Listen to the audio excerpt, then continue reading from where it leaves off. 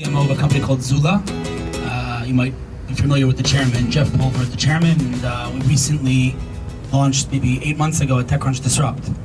And my answer to that question is very different than I assume yours and most of the people here, in that I have a little of an issue with the question, because I don't think, if we're talking about marketing, that it needs to be measured in necessarily traffic. When it comes to apps, when it comes to whether you're a mobile property or a web property, generating traffic is, I wouldn't say simple, but there are ways to do it. Again, if you want, downloads, use Tapjoy. There are ways to acquire customers. There's ways to get traffic. The problem is retaining that traffic and retaining your users of your app and keeping them interested. And the way to do that is marketing and not sales. And the way to market, in my opinion, is by providing value long-term and long before you need those users. How do you provide value? I'm a big fan of content. I write blogs, for guest blogs on Mashable and GigHome and Business Insider, and just provide content as often as I can. And I believe that that's the way to do marketing today, and to rise above the noise. To acquire customers, there are ways to do it.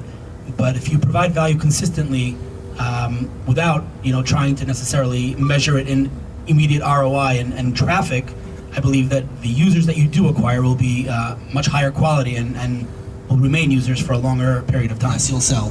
And the more you provide value, not about yourself, but about the industry, the more you'll sell.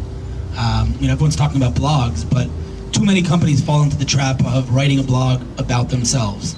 Now, no one's going to tell you that if you have an announcement to make, you shouldn't leverage your blog. That's just silly. But to write post after post after post about yourself and kind of shoving your message down people's throats is ineffective and annoying and spammy. Whereas writing sometimes analytical, but sometimes just thought leadership posts about the industry, where you see industry going, trends, analyzing what's next, just giving your expert opinion and kind of building your brand as an authority in your space actually sells more than trying to sell. It's a long-term kind of strategy that is not an easy thing for a CEO to say to an employee, go write a blog and don't talk about the company at all. That's not an easy thing to do, but if you're building a startup, you need to have that long-term vision, and the ROI that this will generate in the long term is significantly higher than sales generate by talking about yourself. So yes, I also agree about Google Plus. It's tremendous. What's going on here? It's a tremendous asset that's a secret weapon of the social world that people don't realize, but I would say that the most important lesson I've learned is don't sell, just provide value and build your name as a thought leader. When people approach you in order for you to write about them, so all tips other than have an interesting story. You don't need to do this when you need it. You need to do it before you need it. It's 100% about relationships here. They need to know that you're not, another PR agency spamming them, because they get, thousands of these a day. And like you said, I'm on the other side as a blogger. I get thousands of these press releases a day. And I can tell you a story. A few years ago, I woke up one morning to, like every other day, hundreds of press releases, and they were all the same. Dear blogger, right? Template, totally not personalized, and right away, delete. But there was one press release that kind of caught my eye, and it was from a company in Israel called Twitterland. I don't know if you've heard of them. I didn't know they were Israeli, but the press release said, "Dear Hillel, we follow you on Twitter. We enjoyed this article that you wrote, etc." And it was very, very personalized. Clearly, they put a lot of effort into it. At which point, I said to myself, I honestly don't even care what these guys do. I'm going to write about them. And so I did. And I tweeted it, and a big celebrity retweeted it, and an Arab sheikh in Saudi Arabia retweeted her, and their servers crashed, and they launched their company from one tweet. And it really happened, sincerely, 100%, because they spent the extra 5 minutes personalizing that press release. I've been in touch with them since, and this is how they do marketing. This is how one should do marketing. It's very easy, kind of just flip. Tomorrow after launch, now I'll go and I'll pitch TechCrunch. But the reality is, if you want to be successful, with PR and in general with marketing, it's really about preparing yourself in advance and building those relationships. And it doesn't require very much effort in reality. I mean, I've been reading TechCrunch for years, and I've been sending them typos, so they know me, and I've been writing blogs, and they read those blogs. And when I went with Zula to TechCrunch Disrupt 8 months ago, we were in Startup Alley, which is basically like Hunger Games. like 80 startups ready to kill each other for that one spot on stage. And every other startup there had thousands of dollars of budget to get on stage, and we were told 2 weeks before that we're going to TechCrunch Disrupt, and we had zero budget to get on stage. And in reality, you know, everyone was giving out fancy swag, and we were just sitting there demoing our app. At the end of the day, Mike Butcher came over to us and said, "Okay, you guys won. You were selected." And we literally, like, we thought it was like a prank or something. Like, seriously? What ended up happening, this stays between us, is that the TechCrunch writers themselves, you know, actually have a say, and they actually vote for the startup that gets on stage. And we were a startup that they knew because they've been reading my blogs for 7 years, and they know Jeff, and they know the other founders. And so for us, it wasn't, oh, it's that one startup against 80 others. It's, oh, it's Hillel. We read his stuff. He's a friend. He's the one that sends us typos all the time. He's built a relationship. He's invested in our relationship. He's not just pitching.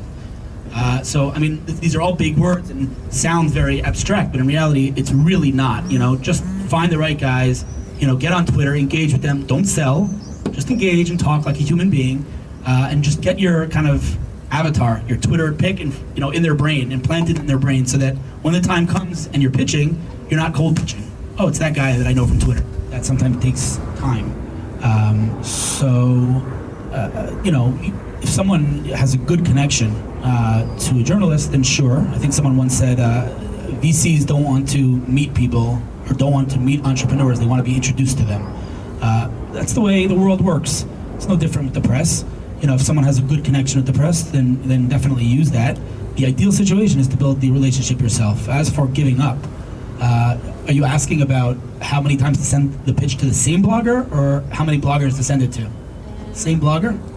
I was asking about different bloggers, but I'm also interested. Well, I can tell you that if you send it to a blogger and he doesn't respond, maybe ping him again and say, just confirming that I got it in a non-aggressive way, but I definitely would not. You're burning a bridge, basically. If you're driving them nuts, you're burning a bridge. Maybe they won't write about you this time, but maybe they'll write about you next time. And if you keep badgering, then that's not going to be very good. As for sending to a lot of bloggers, I don't know if there's a magic number, but definitely if you're not getting a response across the board, then you're doing something wrong. I wouldn't say give up, but definitely, tweak your pitch. I think that the magic word when it comes to pitching bloggers is ADD. So keep it short, like really, really, really short. I have an app that does XYZ. I would love to tell you about it. Are you open for a Skype call, or can I just send you a release? As far as I'm concerned, I get an email like that, I'll respond 99% of the time. If I get an email that's 1.5 miles long, I will never respond. And I think that all bloggers are pretty much like that. They're busy, they get a lot of pitches, so don't start writing a whole long composition. Keep it really short, straight to the point. And I think that's good, for yourself also, just to sharpen your pitch. If you can't explain it in a sentence or two, then maybe you need to go back to the drawing board and figure out why not. But definitely keep it short and tweak your pitch a lot. Definitely see what the responses are. And if you're not getting any, then definitely you're doing something wrong. Figure it out. Them know that you exist. Right, okay. This is how I did There's it. better ways to do that, but I hear what you're saying. I had a story last night, though, that literally last night I pitched TechCrunch on a story about mobile advertising. So first of all, I found the relevant guy, who covers mobile advertising, and I genuinely asked him the following question. I want to send you a story. I would love to know what story you would find interesting when it comes to this particular, event. In other words, the story was about growth in a certain vertical of mobile advertising, and I said, can we jump on a 3-minute call? I'll tell you the story, and you can tell me, well, I would like it if it had so-and-so. And so we did, jumped on the call, and he said, listen, it's a great story, but I need absolute numbers. You're talking in percentages, give me absolute numbers, and it's a done deal. And so we did. So another lesson that I've learned is that you have to be prepared, just like in the startup world, to pivot, right? You accept feedback, and be willing to change your pitch a bit. You have a story, you think your story is X, but maybe TechCrunch or another blog will say to you, that's an interesting story, but it would be more interesting? Why? Be prepared to do that. Obviously, you're not gonna change your product, but if there's another spin that the press would find interesting, leverage that. Don't be afraid to change.